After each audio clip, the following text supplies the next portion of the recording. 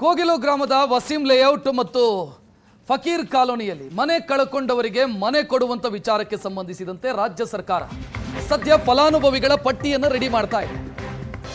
ಈ ದಾಖಲೆಯ ಪರಿಶೀಲನೆಯನ್ನು ಅಧಿಕಾರಿಗಳು ಮಾಡ್ತಾ ಇದ್ದಾರೆ. ಈ ದಾಖಲೆಯ ಪರಿಶೀಲನೆಯ ಸಂದರ್ಭದಲ್ಲಿ 262 ಮಂದಿಯನ್ನು ಅರ್ಜಿ ಸಲ್ಲಿಸಿದ್ರು. ಅದರಲ್ಲಿ 37 ಮಂದಿ ಮಾತ್ರ ಅರ್ಹರು ಅನ್ನುವಂಥ ವಿಚಾರ ಗೊತ್ತಾಗಿದೆ.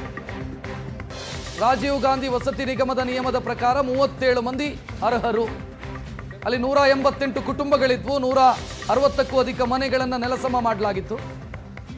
ಸದ್ಯ 37 ಮಂದಿ ಮಾತ್ರ ಮನೆ ಪಡೆಯೋದಕ್ಕೆ ಅರ್ಹರು ಅನ್ನುವಂಥ ರಿಪೋರ್ಟ್. ಅರ್ಹ ಕುಟುಂಬಗಳ ಬಗ್ಗೆ ಸದ್ಯದಲ್ಲೇ ಸಚಿವ ಕೃಷ್ಣ ಬೈರೇಗೌಡ ಮತ್ತು ಜಮೀರ್ ಅಹಮದ್ ಖಾನ್ ಅವರಿಗೆ ರಿಪೋರ್ಟ್ ಅನ್ನು ಸಲ್ಲಿಸಲಾಗುತ್ತೆ. Aadhaar card, voter I D, ration card ಇದೆಲ್ಲವನ್ನ ಕೂಡ ಪರಿಶೀಲನೆ ಮಾಡಿ ಮನೆ ಪಡೆಯೋದಕ್ಕೆ ಅರ್ಹರಾಗಿರುವಂಥ 37 ಜನರ ಪಟ್ಟಿಯಷ್ಟೇ ರೆಡಿ ಇದೆ. ಎಲ್ಲರೂ ಕೂಡ ಮನೆ ಪಡ್ಕೊಳ್ಳೋದಕ್ಕೆ ಸಾಧ್ಯ ಇಲ್ಲ, ಫ್ಲಾಟ್ ಪಡ್ಕೊಳ್ಳೋದಕ್ಕೆ ಸಾಧ್ಯ ಇಲ್ಲ. ಬಿಕಾಸ್ ಅವರು ಅಲ್ಲೇ ಇದ್ರು ಅನ್ನೋದಕ್ಕೆ ಪೂರಕವಾದಂಥ ದಾಖಲೆಗಳಿಲ್ಲ. ಅಂದರೆ ತುಂಬಾ ವರ್ಷದಿಂದ ಅಲ್ಲೇ ಇದ್ರು ಅನ್ನೋದಕ್ಕೆ ಪೂರಕವಾದಂಥ ದಾಖಲೆಗಳಿಲ್ಲ. ಅಲ್ಲಿ ಯಾರನ್ನು ಮಾತನಾಡಿಸಿದ್ರು 20 ವರ್ಷದಿಂದ ಇದ್ದೀವಿ, 15 ವರ್ಷದಿಂದ ಇದ್ದೀವಿ ಅಂತ ಹೇಳ್ತಾರೆ. ಬಟ್ ಡಾಕ್ಯುಮೆಂಟ್ ಕೊಡೋದಕ್ಕೆ ಅವರಿಗೆ ಸಾಧ್ಯ ಆಗಿಲ್ಲ. 37 ಮಂದಿಯ ಬಳಿ ಡಾಕ್ಯುಮೆಂಟ್ ಇದೆ. ಹೆಚ್ಚಿನ ಡೀಟೇಲ್ ನೀಡೋದಕ್ಕೆ ನಮ್ಮ ಪ್ರತಿನಿಧಿ ಮುತ್ತಪ್ಪ ನೇರ ಸಂಪರ್ಕದಲ್ಲಿ. ಮುತ್ತಪ್ಪ, ಈಗ ಮಾನದಂಡ ಏನಾಗಿತ್ತು ಅರ್ಹರನ್ನು ಆಯ್ಕೆ ಮಾಡೋದಕ್ಕೆ? ರಕ್ಷಿತ್, ಈಗ GBA ಅಧಿಕಾರಿಗಳು ಮತ್ತೆ ಏನು ಜಿಲ್ಲಾಡಳಿತದ ಅಧಿಕಾರಿಗಳು ಬಂದು ಒಟ್ಟು 164 ಮನೆಗಳನ್ನು ಡೆಮಾಲಿಷನ್ ಮಾಡ್ತಾರೆ. ಅದು ಅರ್ಜಿ ಸಲ್ಲಿಸಿರುವಂಥದ್ದು 264 ಜನ ಪುನರ್ವಸತಿಗಾಗಿ ಅರ್ಜಿಯನ್ನು ಸಲ್ಲಿಕೆ ಮಾಡಿದ್ರು. ಆದರೆ ಅಧಿಕಾರಿಗಳಿಗೆ ಅರ್ಹ ಫಲಾನುಭವಿಗಳನ್ನು ಹುಡುಕುವುದು ಸಾಕಷ್ಟು ಕಷ್ಟಕರವಾಗಿತ್ತು.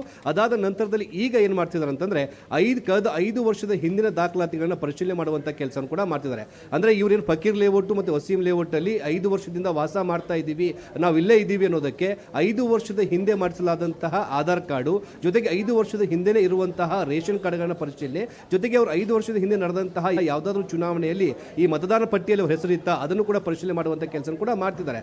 ಈಗಾಗಲೇ ಅಧಿಕಾರಿಗಳು ಒಟ್ಟು ಏನು ಅರ್ಜಿ ಸಲ್ಲಿಕೆ ಮಾಡಲಾಗಿತ್ತು 264, ಈ ಪೈಕಿ ಒಟ್ಟು 37 ಜನರನ್ನ ಅರ್ಹರು ಅಂತ ಹೇಳಿ ಈ ಒಂದು ಶಾರ್ಟ್ ಲಿಸ್ಟ್ ಕೂಡ ಮಾಡಿದ್ದಾರೆ. ಶಾರ್ಟ್ ಲಿಸ್ಟ್ ಮಾಡಿರುವಂತಹ ಎಲ್ಲಾ ಫಲಾನುಭವಿಗಳನ್ನು ಕೂಡ ಈಗ ಕರೆ ಮಾಡಿ ಅವರನ್ನ ಕರೆಯುವಂತಹ ಕೆಲಸ ಕೂಡ ಮಾಡ್ತಿರುವಂತದ್ದು. ಒಟ್ಟು ಏನು ಬೆಸ್ಕಾಂ ಅಧಿಕಾರಿಗಳು ಜೊತೆಗೆ ಏನು ತಹಸೀಲ್ದಾರ್ ಜೊತೆಗೆ ಪಾಲಿಕೆ ಅಧಿಕಾರಿಗಳು ಕೂಡ ಈಗಾಗಲೇ ಈ ಒಂದು ಕಚೇರಿಯಲ್ಲಿ ಒಂದು ವಾರ್ ರೂಮ್ ಅನ್ನು ಮಾಡಿಕೊಂಡು ಇಲ್ಲಿಗೆ ಬರುವಂತಹ ಫಲಾನುಭವಿಗಳ ಸಂಪೂರ್ಣವಾದಂತಹ ದಾಖಲಾತಿಗಳನ್ನು ಇಲ್ಲಿ ಪರಿಶೀಲನೆ ಮಾಡುವಂತಹ ಕೆಲಸ ಕೂಡ ಮಾಡ್ತಿದ್ದಾರೆ. ಇಲ್ಲೇ ಒಂದು ಕಂಪ್ಯೂಟರ್ ವ್ಯವಸ್ಥೆನ ಕೂಡ ಮಾಡಿಕೊಂಡಿದ್ದು ಅವರ ರೇಷನ್ ಕಾರ್ಡ್ ನಂಬರ್ಗಳನ್ನ ಹಾಕಿ ಆ ರೇಷನ್ ಕಾರ್ಡ್ ಯಾವಾಗ ಹಂಚಿಕೆ ಆಗಿರೋದು, ಅದು 5 ವರ್ಷದ ಹಿಂದೆ ಹಂಚಿಕೆ ಆಗಿದೆಯಾ, ಜೊತೆಗೆ ಅವರ ಆಧಾರ್ ಕಾರ್ಡ್ ಅನ್ನು ಕೂಡ ಇಲ್ಲಿ ಪರಿಶೀಲನೆ ಮಾಡ್ತಾ ಇದ್ದಾರೆ. ಆ ಆಧಾರ್ ಕಾರ್ಡ್ ಕೂಡ ಡೇಟ್ ಆಫ್ ಇಶ್ಯೂ ಯಾವಾಗ ಆಗಿತ್ತು, 5 ವರ್ಷದ ಹಿಂದೆ ಆಗಿದ್ರೆ ಮಾತ್ರ ಅವರನ್ನ ಪರಿಗಣಿಸುವಂತಹ ಕೆಲಸ ಕೂಡ ಮಾಡ್ತಾ ಇದ್ದಾರೆ. ಇವತ್ತೇ ಅಂತಿಮವಾದಂತಹ ಪಟ್ಟಿಯನ್ನ ಜಿಲ್ಲಾಡಳಿತ ಈಗಾಗಲೇ ಅಂತಿಮಗೊಳಿಸಬೇಕು ಅನ್ನೋ ಕಾರಣಕ್ಕಾಗಿ ಎಲ್ಲಾ ರೀತಿಯ ದಾಖಲಾತಿಗಳನ್ನು ಪರಿಶೀಲನೆ ಮಾಡುವಂತಹ ಕೆಲಸ ಕೂಡ ಈಗ ಮಾಡ್ತಿದ್ದಾರೆ. ಎಲ್ಲಾ ಜನರನ್ನು ಕೂಡ ಇಲ್ಲಿ ಕರೆದು ಅವರಿಂದ ಮಾಹಿತಿ ಕಲೆ ಹಾಕುವಂತಹ ಕೆಲಸ ಕೂಡ ಮಾಡ್ತಿರುವಂಥದ್ದು. ರಕ್ಷಿತ್, ಅಂದ್ರೆ ಈಗೇನು ಅರ್ಜಿಯನ್ನು ಹಾಕಲಾಗಿತ್ತು 264 ಜನ, ಇದರ ಪೈಕಿ ಕೇವಲ 37 ಜನರ ಬಳಿ ಮಾತ್ರ ಎಲ್ಲಾ ದಾಖಲಾತಿ ಇರುವುದು ಕೂಡ ಗೊತ್ತಾಗಿರುವಂಥದ್ದು. ಮೇಡಮ್, ನಿಮಗೆ ಯಾರು ಕರೆದಿದ್ದು ಇಲ್ಲಿಗೆ? ಫೋನ್ ಮಾಡಿ ಕರೆದಿದ್ದು ನಾವು. ಏನಂತ? ಅದೇ ಡಾಕ್ಯುಮೆಂಟ್ಸ್ ತಗೊಂಬನ್ನಿ ಅಂತ. ಏನೇನು ಡಾಕ್ಯುಮೆಂಟು?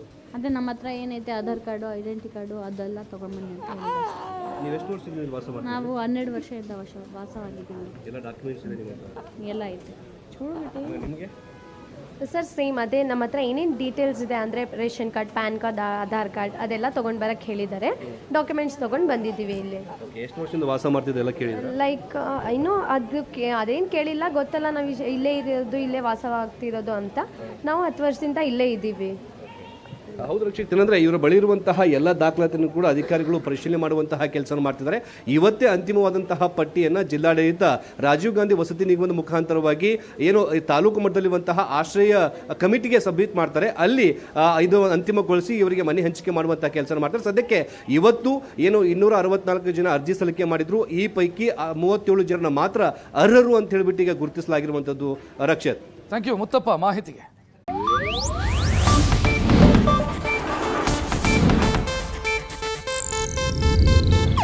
ಇದು ಏಷ್ಯಾನೆಟ್ ನ್ಯೂಸ್ ನೆಟ್ವರ್ಕ್ ಪ್ರಸ್ತುತಿ.